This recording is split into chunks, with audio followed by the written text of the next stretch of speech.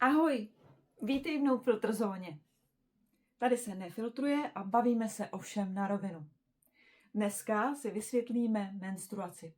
Co to je, proč se to děje a co se děje ve tvém těle krok za krokem. Menstruace je přirozený proces v ženském těle. Není to nic špatného a už vůbec ne nic divného. Je to prostě něco, co se opakuje pořád a pořád dokola. Každý měsíc se totiž tělo připravuje na možnost těhotenství. Pokud k němu ale nedojde, tak se tělo restartuje a celý ten proces začne znovu. Můžeš si to představit jako třeba takový restart telefonu nebo počítače, který je prostě potřeba k tomu, aby všechno správně fungovalo dál tak, jak má. Jako první se podíváme na to, jaký orgány se v ženském těle nachází. Máme tady dělohu, vaječníky, vejcovody a pochvu. Ve vaječnících jsou vajíčka. Jedno z nich se každý měsíc uvolní a tomu se říká ovulace. Nepředstavuj si to ale jako vajíčko z lednice, který si dáváš k snídani. Vajíčko je maličká buňka. A i když je to teda největší buňka v lidském těle, pořád je opravdu malá. Klidně si ji představ jako třeba tečku na konci věty. Děloha je pak místo, kde by se případně vyvíjelo miminko. Je velká zhruba jako malá hruška nebo jako moje pěst. Vejcovod je taková trubička mezi vaječníkem a dělohou. Právě tudy pak putuje uvolněné vajíčko. Pochva je pak cesta ven z těla. Tudy odchází menstruační krev. Teď si řekneme, kdy menstruace přibližně začíná a kdy končí. Menstruace většinou začíná mezi 10. až 15. rokem života. Pokračuje pak každý měsíc po mnoho let, dokud tělu nedojdou vajíčka. Na rozdíl totiž od mužů, u kterých se spermie tvoří celý život, ženy mají vajíčka daná už od narození. To znamená, že tělo během života už další vajíčka nevytváří. Využívá jenom ty, které už má k dispozici. Je to vlastně taková miska bonbonů, která je na začátku plná, ale postupně z ní ubývá, dokud tam nic nezbude. Když se žena narodí, má přibližně kolem 1 milionu až 2 milionů vajíček. V pubertě jich pak zůstává už jenom 300 až 400 tisíc. Tělo ale i tak většinu z nich nikdy nevyužije. Samo je pak odbourá a zrecykluje. Během života se teda nakonec uvolní asi jenom 300 až 400 vajíček. Když se zásoba vajíček vyčerpá, menstruace se ukončí. Tomu se pak říká menopauza nebo taky přechod. Menopauza obvykle přichází kolem 50, ale může přijít klidně i dřív nebo později. A tomu, co se děje během menopauzy a jak se ženské tělo mění, se můžeme věnovat v dalším videu. Teď se podíváme na samotný menstruační cyklus.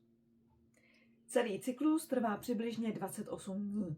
Je ale úplně normální, když je kratší nebo delší. Klidně jenom 21 nebo až 35 dní. Pojďme si ten cyklus rozdělit na jednotlivé fáze. Jsou celkem 4. První fází je menstruační fáze. Ta trvá kolem 3 až 7 dní. Tělo se během ní zbavuje takové měkké vnitřní vrstvy uvnitř dělohy, neboli výstélky, kterou si samo předtím vytvořilo. Už ji ale nepotřebuje a taky prostě pošle ven z těla. Můžeš si to představit jako takovou starou vrstvu malby, která se odlupuje, protože už dosloužila a je potřeba udělat místo pro novou. Z dělohy pak odchází právě krev spolu s částí téhle výstélky a odchází přes pochvu ven z těla. To je právě ta krev, kterou vidíš. A krev může obsahovat i tyhle malé kousky. To je právě ta část té výstélky, tedy té měkké vrstvy dělohy. Je to úplně normální a nemusíš se toho bát. Druhá fáze cyklu je růstová fáze. Tělo se během ní připravuje na možnost otěhotnění. V děloze teda vytváří novou vrstvu a zároveň dozrává vajíčko. To dozrávání trvá několik dní až týden. Když pak vajíčko dozraje, začíná třetí fáze cyklu. Tou je ovulace. Ta probíhá přibližně mezi 12. až 14. dnem cyklu. Vajíčko během ní se uvolní z vaječníku a putuje vejcovodem. Je to jako když se ve vaječníku otevřou dveře a vajíčko vyrazí na krátkou cestu. A je to opravdu krátká cesta, protože vajíčko žije asi jenom 12 až 24 hodin. A právě během téhle chvíle může dojít k otěhotnění. To, jak přesně k otěhotnění dochází, si vysvětlíme v dalším videu. Teď zpátky k našemu cyklu. Poslední fáze, 4. fáze, je fáze luteální. Tady tělo čeká, jestli dojde k oplodnění vajíčka, tedy k otěhotnění. Vrstva v děloze zůstává silná, připravená na uhnízdění oplodněného vajíčka. Pokud ale k oplodnění nedošlo, tělo to pozná, uvědomí si, že už tuhle vrstvu v té děloze nepotřebuje a v dalším cyklu ji zase odstraní. Tím se celý ten cyklus uzavírá a začíná znovu od začátku menstruační fází. Během menstruace můžeš cítit bolesti břicha, tlak, únavu nebo výkyvy nálad. Bolesti břicha jsou způsobené stahy dělohy, která se zbavuje té vnitřní vrstvy. Změny nálad a citlivost je pak způsobená kolísáním hormonů během celého cyklu. Co může pomoci při těchto nepříjemných pocitech menstruace je například teplo.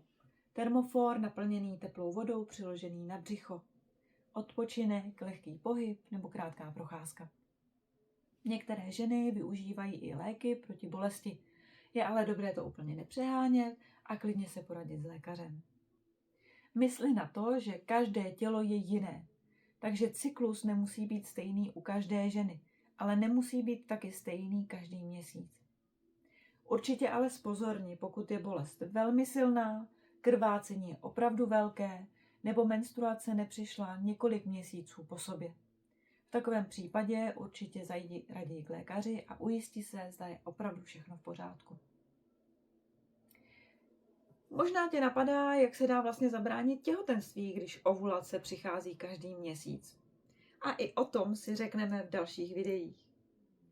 Tohle bylo v kostce vysvětlení menstruačního cyklu. Procesu, který se opakuje pořád dokola, dokud tělu nedojde zásoba vajíček. Pokud máš otázky, napiš je určitě sem dolů do komentářů, nebo je napiš na můj e-mail, který najdeš v popisku videa. Možná řešíš něco, co řeší i ostatní. Díky, že jsi tohle video dokoukala nebo dokoukal až sem. Pokud se ti obsah líbí a dává ti smysl, můžeš dát odběr, ať tě neuniknou další videa. Já se budu těšit zase příště. Mějte se krásně!